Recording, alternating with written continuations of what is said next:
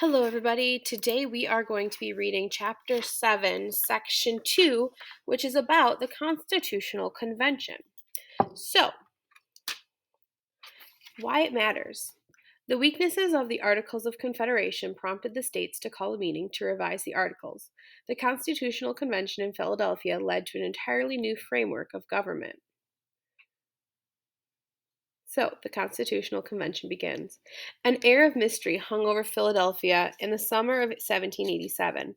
Every day, the nation's great leaders passed in and out of the State House. One Philadelphia resident, Susanna Dillwyn, wrote to her father, "There is now sitting in this city a grand convention, who are to form some new system of government or to mend the old one." Aims of the convention. In fact, members of the convention did not have the authority to form some new system of government. Congress had called the meeting for the sole and express purpose of revising the Articles of Confederation. However, many delegates argued that revising the Articles would not be enough. Early on, the delegates voted to keep their debates secret. Despite the heat, windows remained tightly shut. Guards kept out members of the public. The delegates would be free to speak their minds, even if their discussions took the convention far beyond its original aims.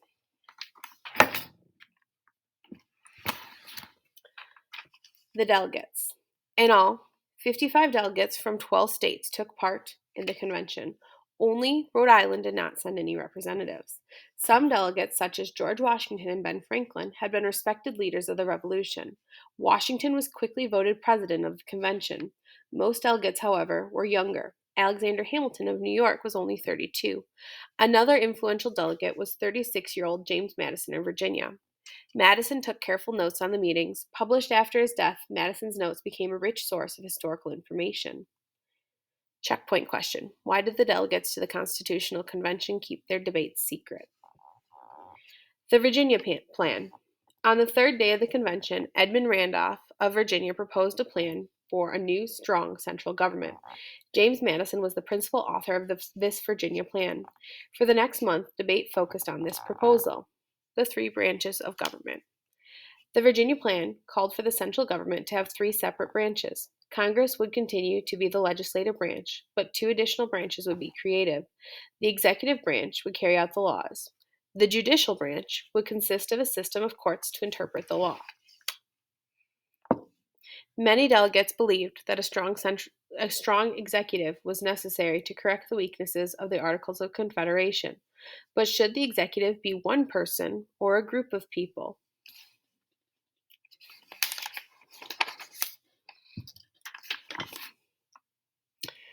Randolph proposed that Congress appoint three people to serve jointly as chief executive. One person alone, he said, would never be able to win the people's confidence. Others objected. A single executive, they said, could act more quickly when urgent action was required. Eventually, the delegates voted to have one person, called the president, serve as executive. A two-house legislature. The Virginia plan called for a change in the composition of Congress. Rather than a single legislative body, it would consist of two parts, a lower house and an upper house. Delegates argued long and hard about the methods of choosing members of the two houses. Some wanted state legislatures to elect both houses. Roger Sherman of Connecticut said the people should have as little to do with the selection process as possible, because they can be misled. On the other hand, James Wilson of Pennsylvania warned against shutting people out of the process. According to Wilson, election of the legislature by people was not only the cornerstone, but the foundation of the fabric. Checkpoint question. How was the national government organized under the Virginia Plan? The Great Compromise. One part of the Virginia Plan nearly tore the convention apart. The plan called for representation based on population. The more people a state had, the more seats it would have in each house. Naturally, this idea drew support from big states like Virginia, Pennsylvania, and Massachusetts. The New Jersey Plan. Smaller states strongly opposed this idea. They wanted each state to have the same number of votes in Congress, as was the case under the Articles of Confederation. On June 15th, William Paterson of New Jersey introduced a modified plan on behalf of the small states. This New Jersey plan stood in sharp contrast to the Virginia plan. It called for a single house of Congress with equal representation for each state. The plan also expanded the powers of Congress to raise money and regulate commerce. In the summer heat, delegates argued day after day over the great issues at stake. Emotions ran so high that some feared the convention would fall and the Union would break apart. Terms of the compromise. Finally, Roger Sherman of Connecticut worked out a compromise that he hoped would satisfy both the large and the small states. A compromise is an agreement in which each side gives up part of what it wants. On July 16, 1787, delegates narrowly voted to accept Sherman's proposals, which came to be known as the Great Compromise. The key to Sherman's plan was a two-house Congress. To please the large states, the lower house, called the House of Representatives, was to be based on population. Bigger states would thus have more votes. Representatives would be chosen by a vote of people to serve 2-year terms. To please the small states, each state would have 2 seats in the upper house or the Senate. State legislatures would choose senators who would serve 6-year terms. The Great Compromise was a vital step in creating the new Constitution. Now, small state delegates were willing to support a strong central government. What was the main difference between the Virginia plan and the New Jersey plan is that checkpoint question. Debates over slavery. Other issues also divided the delegates, none more so than the question of slavery. The issue touched off bitter debates between Northerners and Southerners. The 3/5 Compromise. Southern delegates said that enslaved people should be counted in calculating how many representatives a state should have in Congress. Northern delegates said that because the enslaved people could not vote, they should not be counted towards a state's representation. Finally, Congress agreed to a plan called the 3/5 Compromise. Each enslaved person would be counted as 3/5 of a free person. Thus, 500 enslaved people would count as 300 free people. The 3/5 Compromise was a gain for the South, which got more seats in the House. Northern delegates reluctantly agreed in order to keep the South in the Union. The 3/5 Compromise was a blow to African Americans. It helped preserve slavery in the new Constitution by making a distinction between the free persons and all other persons. The compromise was finally overturned when slavery was banned in 1685. Slave trade. Some Northern delegates wanted to ban the buying and selling of people anywhere in the country.